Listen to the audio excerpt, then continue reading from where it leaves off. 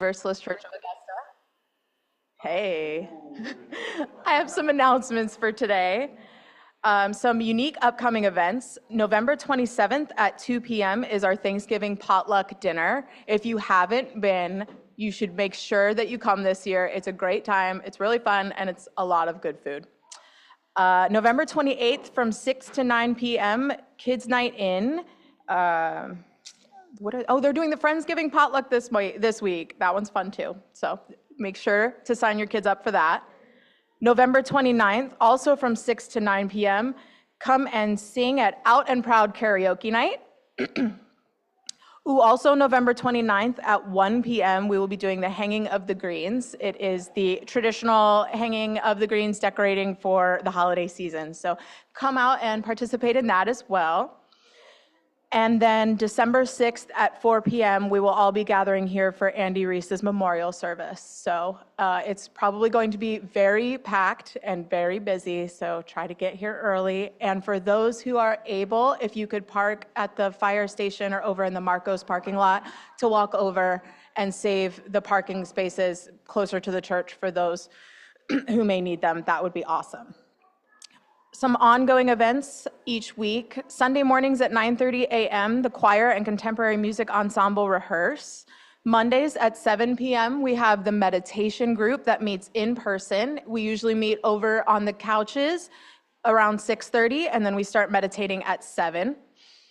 Wednesdays, we have the virtual meditation group. There is a Zoom link on the website. This Tuesday at 10 a.m. will be chair yoga. And Saturday at 9 a.m. will be regular yoga, beginner friendly. And normally on the final Sundays, there is a Good Trouble team meeting, but this month there will not be one because of the holiday. So other than that, we have an announcement from our stewardship chair about the upcoming winter market. So join us. Hello, UUCA. I am Chris Gershinsky, he, him, co-chair of your stewardship committee. So two things that we want to talk about. First one is, how about that auction a couple weeks ago, right? The final tally is in, and because of the generosity of y'all, we raised almost $6,100. So heck yeah. Really appreciate that coming from y'all. I hope everyone had a good time there. Second thing is, on December 13th, we have the Warm Wishes Winter Market. So strike back against capitalism a little bit and buy from local small businesses. We have right now a roster of 17 vendors that are going to be in the halls of the church, as well as we're going to be selling cocoa, s'more packs, and we may have a little campfire back there where you can actually do s'mores. For the kids, what? Oh. Yeah. Oh, okay. I thought I heard you say my name. My bad. So for the kids, we will also have Mr. and Mrs. Claus here for at least the first 3 hours so they can sit on his lap and get a little Christmas cheer going on. But yeah, we're going from 12 to 6 on the 13th of December. So stop by, see what's there, maybe make some purchases for that you won't necessarily be spending at Walmart. All right, thank you. Bake sale. There will be a bake sale. If you wish to make donations to a bake sale, please get with any member of the stewardship team. We'll be having that going on. So all proceeds go to the church from the bake sale. Happy holidays. Hi, I'm Tim Hunter, he, him pronouns. I do have one more announcement. Today after church, the initial BIPOC meeting of UU will be taking place. Just look for all the people of color who are gathered in one place, and we'll be trying to figure out where we're going to do it because I don't know where we're doing it yet. So initial BIPOC meeting, we're trying to come up with a catchy name, maybe Shades of UU, a different shade, colors of UU. I don't know, but we're trying to figure that out. Black is BIPOC, Black Indigenous People of Color. So it'll be a meeting of all those people who identify as such today after church. Thank you. I don't think so either, Drew. They don't show up. Is it going to be in here?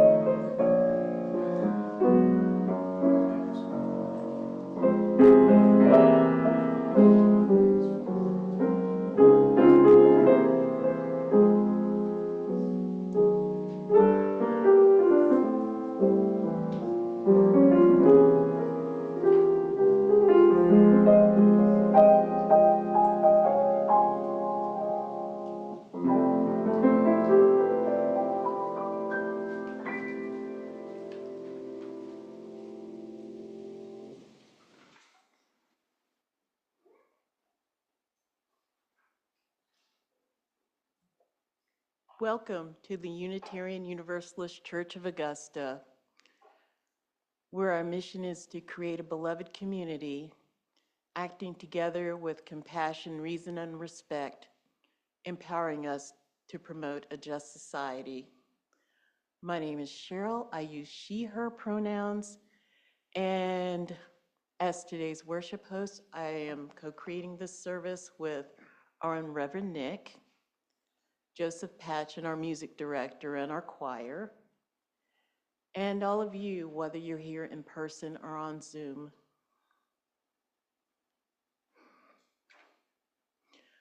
And I forget, let me add a shout out and praise to our wonderful tech deck folks. Thank you. I meant to include that a moment ago. Anyway. In honor of this sacred moment and out of respect for another, could you please take a moment to silence your mobile devices? Thank you.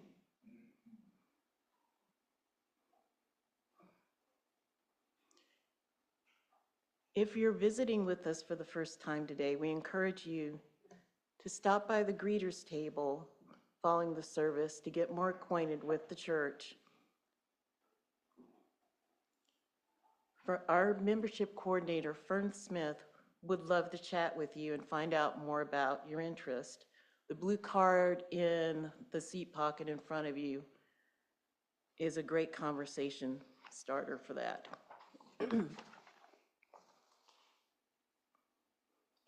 You're also more than welcome to join us in the common room for coffee, snacks, and conversation. Existing members will know who you are by the red and the green name tags. Green means, yes, I'm okay. I'm okay with getting to know you right away. Please say hello to me and we'll get to know each other right away. Red, for those of us who are more introverted, means yes, you please feel free to speak with me, but I prefer to get to know each other more slowly over time. And for those of you on Zoom, please consider staying on after the service to connect with one another. Whether you are here in person or coming to us from Zoom, let us now enter into this time of service together. Thank you.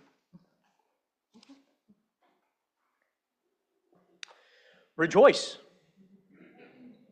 Rejoice with full hearts, beloved people of blessing. Rejoice.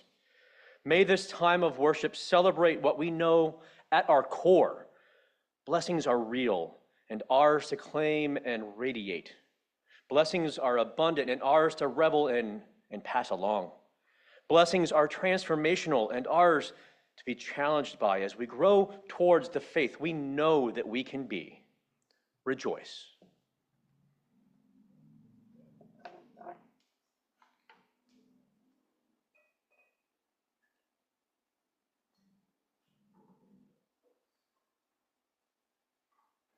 Would you rise in body or spirit for our opening hymn, Rising Green?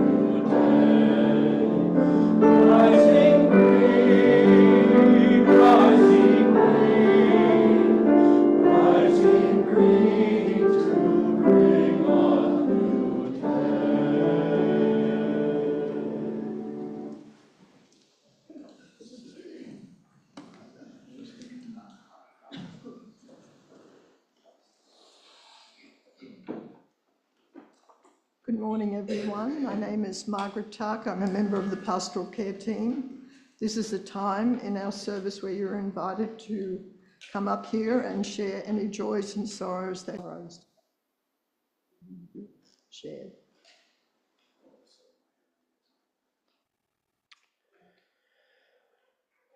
So you may have noticed there's a dearth of children in here this morning, which, unlike usual, it feels like there's an extra vacuum of no kids here, because we usually have like 20 to 30 kids here. That's because they're hanging out with some of our friends over at Lighthouse Fellowship Christian Church this morning as part of their Crossing Paths curriculum, which there are actually fewer kids in here than I thought. So my plans for the next bit, we're going to have to adapt on the fly. So bear with me.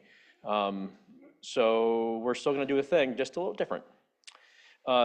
You may have noticed our tree here, and a tree that we have helped to create, a tree that may be considered a tree of life, which has been used throughout the history of humanity as both a corporeal and mystical connection to the wider universe. As a symbol for that. Therefore, I thought it'd be cool to have you all add even more to our budding tree of life, so to speak. A tree scattered with gratitude a few weeks ago by us, as I said, and then also by our neighbors in Aiken the following week. I took the tree there also, just to connect us even wider to our community beyond. We're kind of embodying a mycelium network, as it were. And as you can see, our combined tree is quite lush with color already, and I'm confident there's even more abundance possible when we start to add in other elements of the ecosystem. Abundance is possible when we put all our resources together, all our minds together, all of our actions together. As I'll share more in depth later during the sermon, gratitude is just one ingredient which can help create a harvest feast heavily seasoned for hope. Several of you already created hope leaves during the auction, which I have here. These were primarily hopes for this community, for UUCA. As I said, I'm going to have to adapt. I was going to have youth help me put these on right now during the service, but I think we only have 2 people who qualify in age. That said, if anybody else identifies as a child, I would love it if you were to come and help me too. I would, if we can get at least would you be willing to come up and help out? The reason why I want to have the youth help me out is because they're our future. In many ways, they're our hope. So let's go ahead and we'll give you some tape, and we'll take a moment here to put each of these on. We could have, if we have a few more child-identified folks, it'll go a little quicker. You want to grab one and put some tape on it, the back from Cheryl here. You can put it anywhere you want. Thank you, Richard. Use the colorful, the white side will go toward the board. Not yet. Thank you for asking. Yes, you did receive new gourds and leaves today, but we'll talk about that in a moment. Sorry, I'm not doing my job.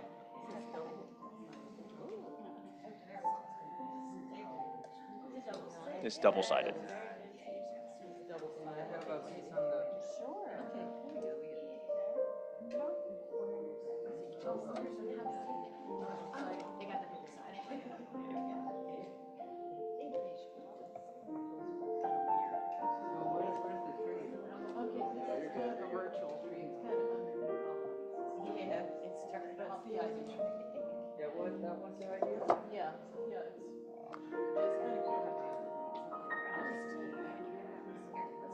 I've put some in a queue here for us.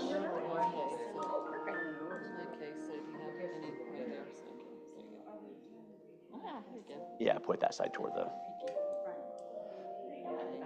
This will go toward the back, the white side. Yeah.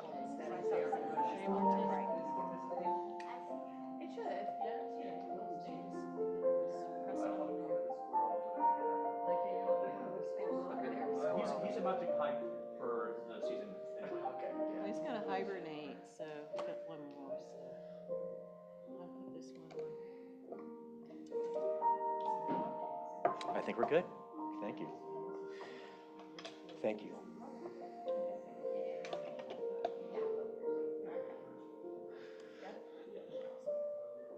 So my script says, thanks, kids.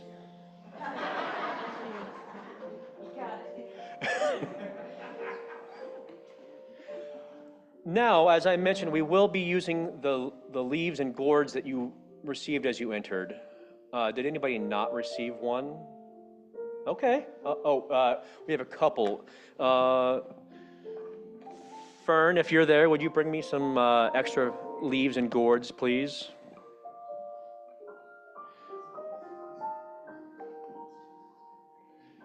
Here she comes. Keep your hands up if you don't have one.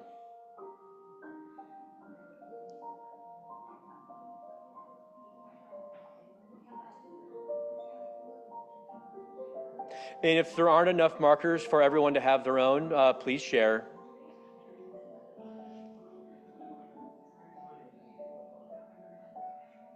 Don't write anything yet, please. I made that mistake a few weeks ago. Okay, it looks like everyone has one. Oh, tape. Oh, gotcha. All right. So we're going to use these leaves and gourds, some symbols of the season, that to multiply, compound, expand those hopes that we just added.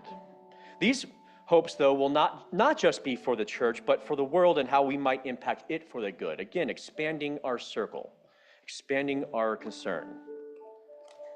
We're going to take about 1 minute, when I say, to think about what those hopes might be, and then write it down in a word or short phrase. Importantly, adults, please write on the colorful side, the side that's already printed with color. And Zoom attendees, please write your hopes in the chat. Everyone under 18, which includes the folks who are back in the nursery, they've already been given this guidance. Would you please write your hope on the white side of the leaf? And then you will have the opportunity to cover that in when you go and continue your faith formation today. So the reason why we do that is to make it very clear that we are a multi-generational community, that there is life here from every part of existence. And plus, it's just colorful and fun. So go ahead, take a minute, reflect, and write. Again, a hope for the world.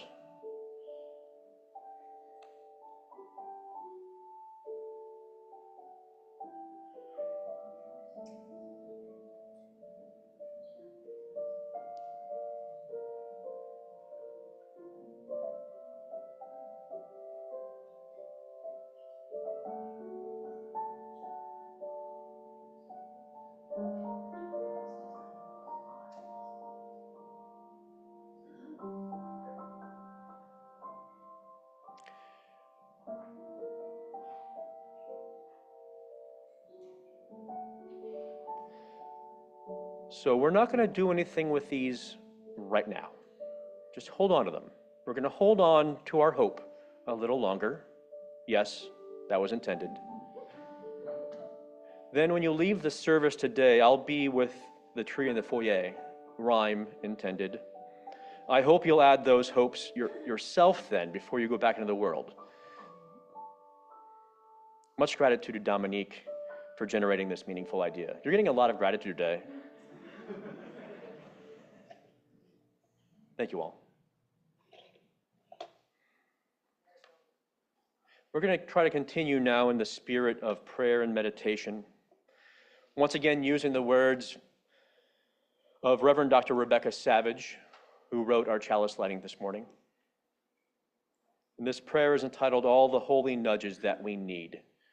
In that spirit, please do whatever it is that you do to be present, to be whole, have a sense of wholeness here in this space, alone and with your community. Whether that be placing your feet flat upon the ground, straight back, or hunched over, whatever brings you to this moment, to this time. And with that, I share these words. Spirit of life, eternal beloved of mystery and grace, receive our prayer. We come before that which is greater than ourselves in gratitude for the fullness of our lives and for the anguish and grief that informs our mission to side with love again and again, for the suffering and disenfranchisement of our people that foments our passion for justice and wholeness,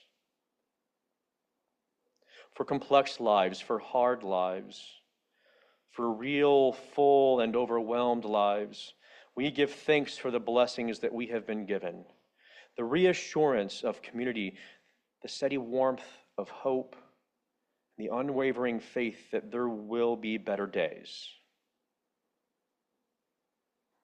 There will be better days. We give thanks and seek your grace. Spirit of love, come alongside with all the holy nudges that we need, so we may live in such a way that we celebrate all the blessings that we have been given, so we may be the blessings in the world.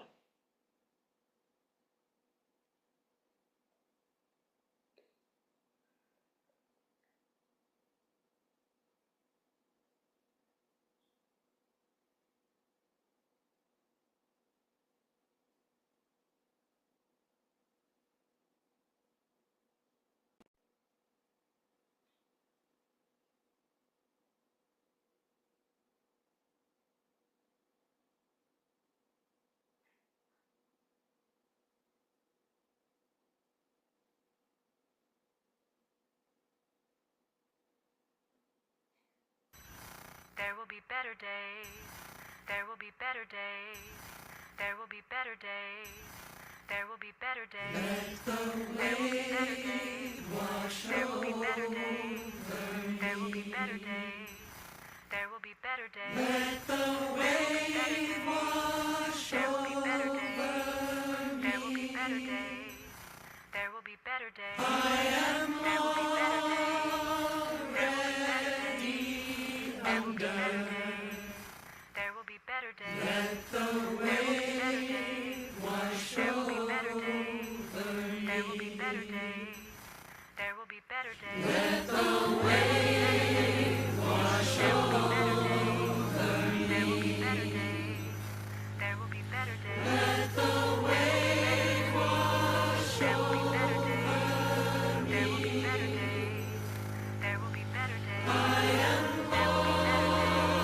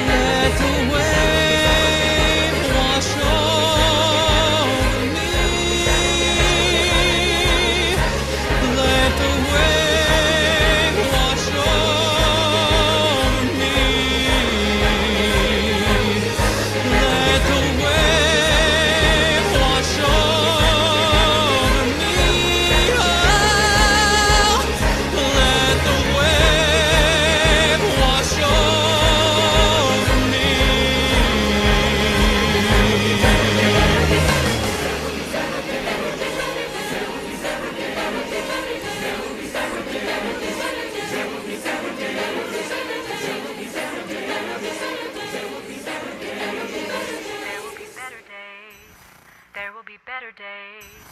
There will be better days. There will May there be better days. If you didn't see at the beginning of that video was created in 2020 for the UUA General Assembly, which had to very quickly pivot because of COVID, becoming entirely virtual within a matter of a month or two after a year of planning. And that is hundreds of UUs from across the country who sent in individual recordings, and they're all stitched together. And I do believe that we are at least marginally in better days than that moment in our shared history, at least marginally. There will be better days.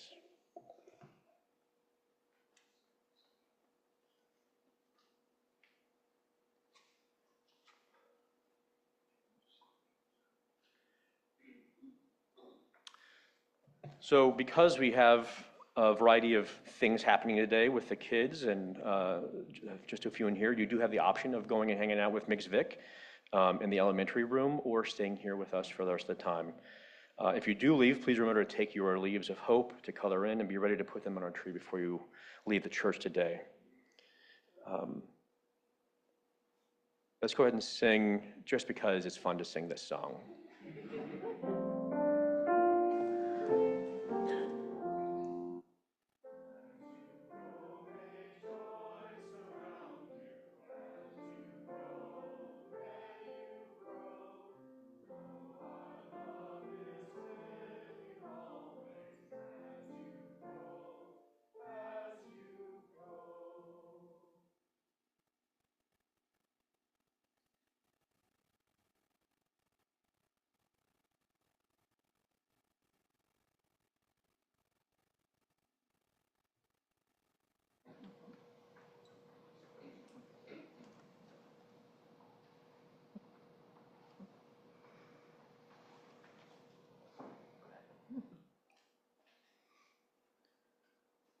Count your blessings. Be grateful for what you've got, because there are so many people who are worse off than you. Don't give up hope. Look on the bright side. Sound familiar? That's all well and good, but all too often, it's much easier said than done, especially for those of us who are struggling right now, doing the best we can to put on a brave face while feeling overwhelmed, sometimes to the point of hopelessness and despair. Not to mention the added stress and anxiety of living through these rather interesting times in this country. On balance, however, while it's not the quick fix or magical solution that will make our challenges and emotions go away, gratitude has this way, and I'm learning this on my own mental health journey.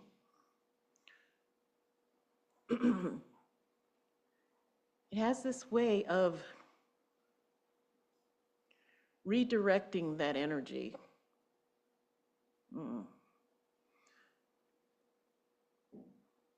Just redirecting just enough of that energy away from that despair and hopelessness and towards reminding us and towards what we've got going for us. For example, this beloved community, I'm sure you understand where I'm coming from with this.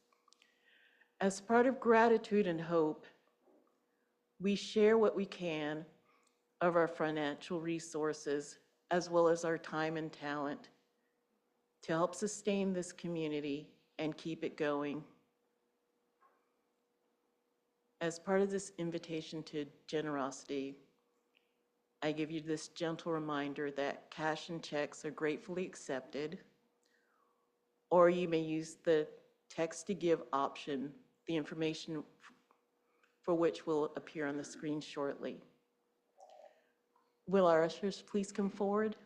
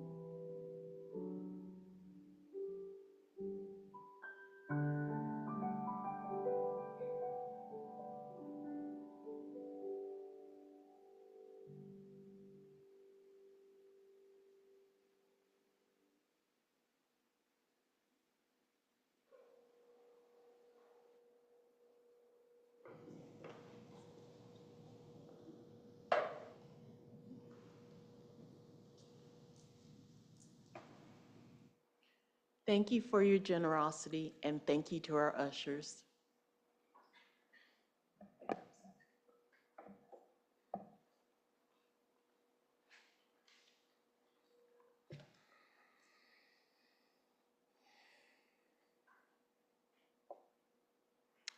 You may have noticed we're talking a lot about hope today.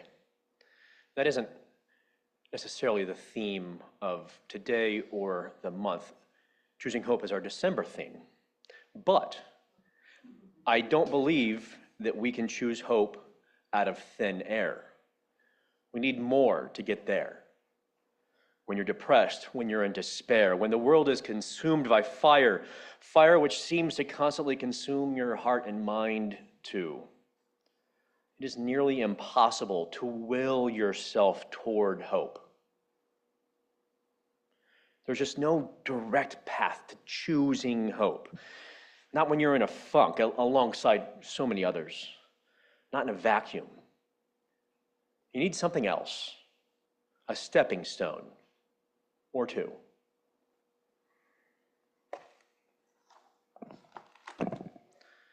Gratitude is one path in the general direction of hope. It's at least in the same region, the same local ecosystem even.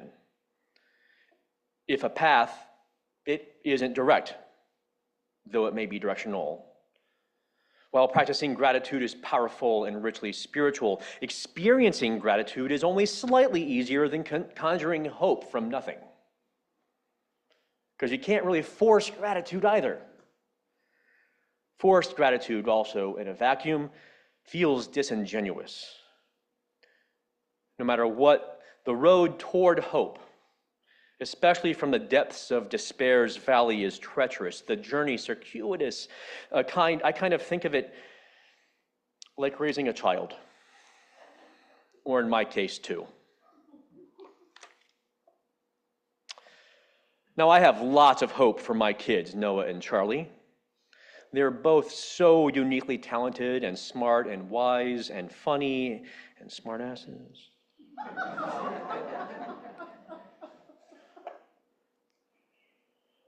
I can offer them guidance and perhaps some wisdom from my own experience, just like they can give me. More on that later. And of course, I still have a responsibility for their safe upbringing, yet my job isn't to shape them into what I want them to be. Instead, my all-important responsibility is to cultivate and nurture. Cultivate Charlie's digital editing skills and wry, maybe even gallows sense of humor. Nurture Noah's improv storytelling and comedic chops. Cultivate Charlie's interest in technical theater work. Nurture Noah's singing and trumpet playing. Cultivate Charlie's deep empathy for others. Nurture Noah's ability to create rich community virtually from scratch. It's really impressive. They'll hang out with some friends that they've met that day, and they're immediately best friends for their whole life. I support all of these traits, these skills, these interests, yet I don't have to force them. They already are. On Christmas Eve, I'll explore how the role of nurturer can and should be subverted, at least occasionally. I don't just nurture my kids' growth, development, transformation, formation. They, in fact, nurture mine, too. It's mutuality. Youth as nurturer, a role inversion which perhaps gives me more hope than anything else when I think about how cool all our kids are. Right? I mean, our kids are awesome here. We'll return to this idea in just about a month on Christmas Eve. When it comes to nurturing kids, though, it means working with what's already there. However it emerges, whenever it emerges, meet them where they are. Like matter, you can't create something from nothing, and you can't uncreate something already in existence. To believe otherwise is hubris and a bit maniacal. Placing the burden of your own expectations, expectations which don't align with who kids are or who they want to be, is gonna backfire. It will. It'll likely lead to a strained or bad relationship and potentially derail these young humans from reaching their full potential at all, perhaps causing irreparable trauma they'll be working through with a therapist the rest of their life, perhaps causing a scarcity of hope for them now and later. At the very least, they'll find it hard to be grateful for you. When parents decide that how their kids are showing up or desire to show up in the world is wrong, it can be deadly. Deadly and straight up mean. All of that basically goes for gratitude too. You gotta nurture what is already there. And if you don't, or you force something not already there, you might be putting a roadblock between you and hope, now and later. With gratitude, you really don't have to try to create it out of nothing. There's likely way more in your life for which you're grateful than you're immediately aware. But sussing those things out takes some intentional attention. And believe me, like the reflection in your car mirror, all the things you might be grateful for may be closer than they appear. You just gotta pay attention with kind curiosity. Witness what's there in love. Nurture gratitude in love. You deserve it. The things, people, communities, whatever or whoever it is that brings goodness to your life deserves it.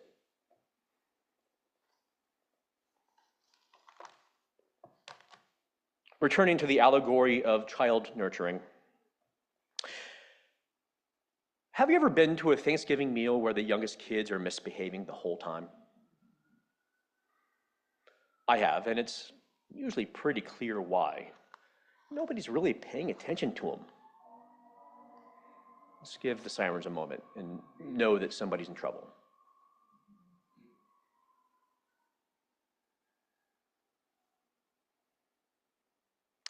Kids are often relegated to a kid's table, which implies less than, or at least separate from.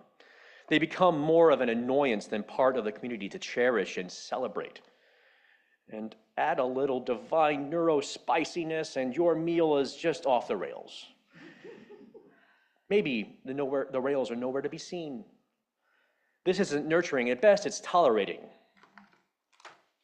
But it's hard to notice and tend to those dynamics in the heat of a busy day of prep and hospitality. You only have so much bandwidth, and honestly, only so much physical space at the table to handle it all.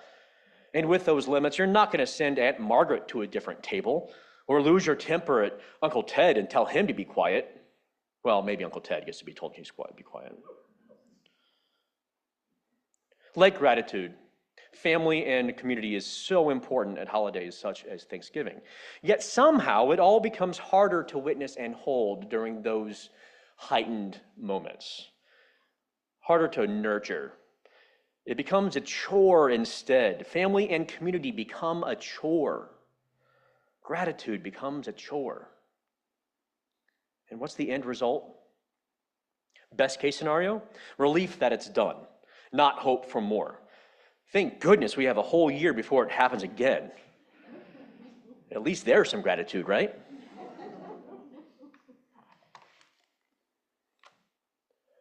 Oftentimes, the folks who celebrate it at all, because it's not celebrated universally, they try to force gratitude at Thanksgiving. Unreasonable expectation alone. Harder yet when the day doesn't go as planned, and it's not just about kids. Let's be real for a sec. No matter how hard you try, Thanksgiving is not going to be the purely joyful experience with family that you may hope for. You may think, this will be the year of no bickering. The year when having a perfectly reasoned conversation around the dinner table, led by you, of course, allows your college kid to finally see the light and change to a degree that will make them rich. No more art history. After all this great success, you'll go around the table and everyone will name what they're grateful for this year. Most folks will say you. Because you made the meal and crafted this perfect day. Pumpkin pie in the sky, which, when reality hits, quickly falls back to earth and smacks you right in the face. More tragic than comedic. I've seen enough movies to know this rarely works out. I've lived enough Thanksgivings to know this rarely works out. There was one Thanksgiving I was visiting home, and in the middle of the meal, my brother-in-law, Greg, nonchalantly shared with the whole family, "Oh, we're going to have a baby."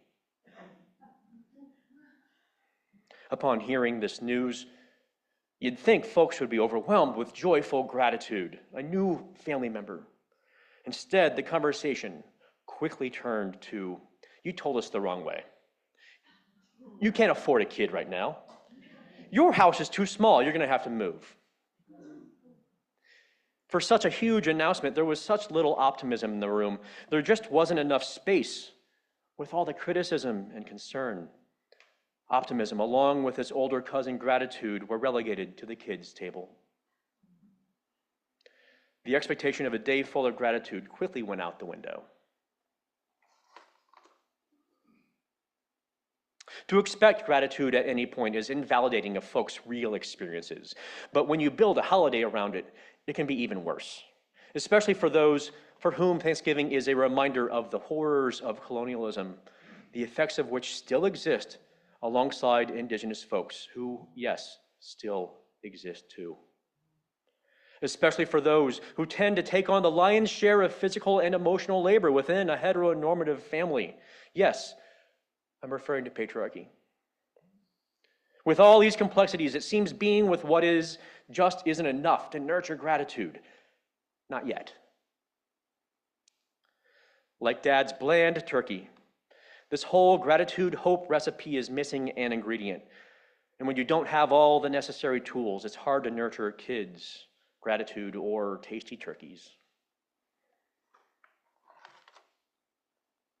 Separated out from colonialism, patriarchy, and challenging family dynamics, Thanksgiving is an interesting word.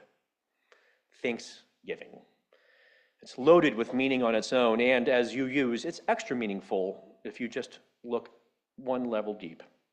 This one compound word kind of encompasses one of our UU value statements, generosity. We cultivate a spirit of gratitude and hope. Generosity, we cultivate a spirit of gratitude and hope. We cultivate, we nurture, we don't expect. But that doesn't mean relational activity isn't necessary. And to avoid despair, which is basically the absence of hope and gratitude, especially despair which comes from broken relationships, like those that may be impacted at events like the derailed Thanksgiving dinners of lore, or really any other meal of the year when you get into a heated topic. To avoid despair, the sacred promise that we UUs make around this value deserves embodiment too. It can be life-saving. We covenant, so says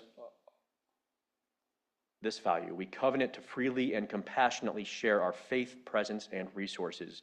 Our generosity connects us to one another in relationships of interdependence and mutuality.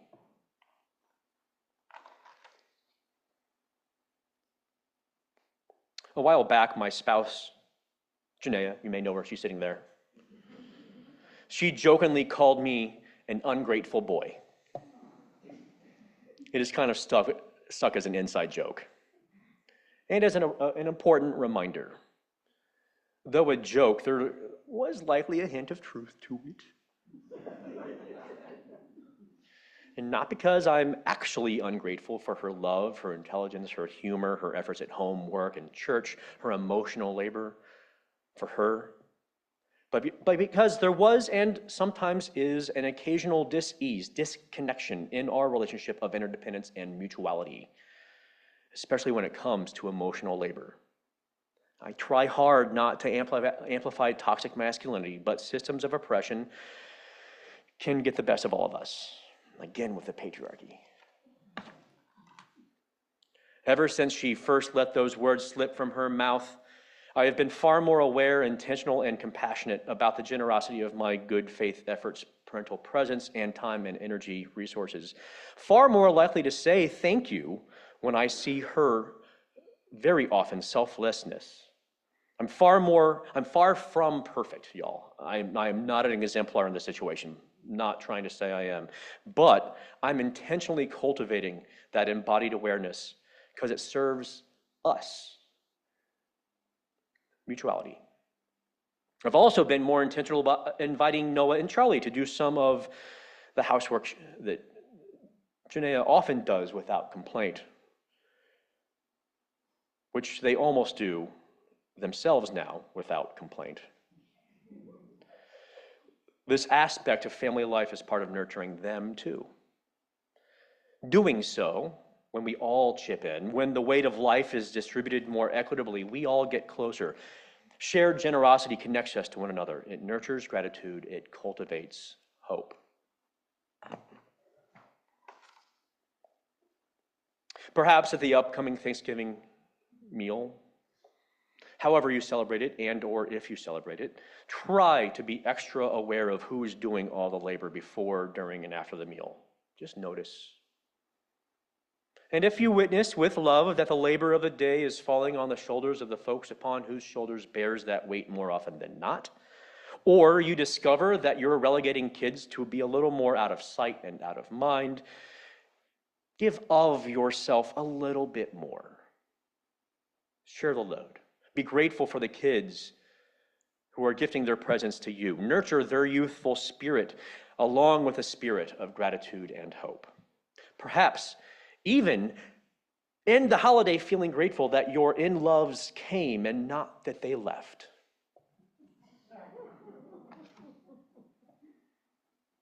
I'm grateful for a lot of things. I am. I'm hopeful for a lot of things too. Our elections this month and the effort that went into them definitely boosted my optimism. Thank you so much to all the folks who worked their butts off, here in Georgia at least. I'm grateful for everyone who gave and gives time and energy to serve our often unstable U.S. democracy, which includes so many of us. And it turns out, my kids my spouse, my wider community, my 2 dogs, 2 fish, and our 2 family ball pythons, who are one step above pet rock, yet we find a way to connect nonetheless. Our love that we share and cultivate in action is the gift which nurtures gratitude and cultivates hope the most for me. Relationship is what cultivates hope for me. The gift is our giving of ourselves, our good faith, our presence, and yes, even resources to each other in interdependence and mutuality. So we all have a better chance of flourishing together. A gift which we hopefully often offer wider and wider circles of folks, like those who may not have a family to spend Thanksgiving with at all, or who are struggling to put any food on their table because of our callously fascist government. Our interdependence is not small, but it can start small. Our connection is to everyone and everything everywhere through those closest to us. And so must be our generosity, so we might nurture gratitude and eventually, maybe, choose hope. Blessed be.